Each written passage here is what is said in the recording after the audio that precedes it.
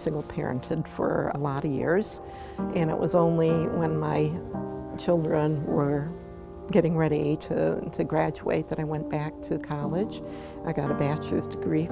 After I got that, I got a master's of arts. I have a mental health diagnosis. It's depression and anxiety disorder, and my health really took a turn for the worse. It got to a point where I was no longer able to work full-time. After I moved in with my son, I was diagnosed with cancer. I had breast cancer. And then we were making plans to, continue with seeing the doctor for that when my son was killed in an automobile accident 3 weeks after I moved in with him. My daughter also died in an automobile accident. So within a year, I lost both my children. There's just a lot of things that went wrong in my life all at once, and I had a lot of medical bills with the cancer and my health problems. However, I didn't really have the finances to, move somewhere and get an apartment.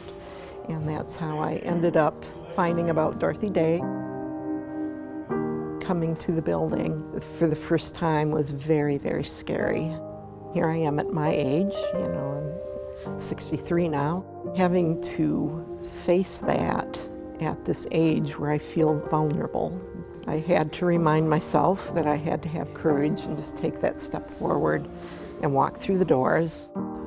I would say that was probably the lowest times for me, is being this age and having to sleep on the floor.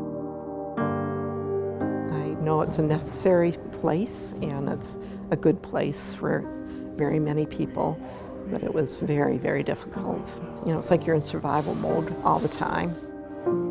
I worked 45 years of my life. I had a long career, a long successful career, and because of health reasons, catastrophic events, I was realizing how very alone I was.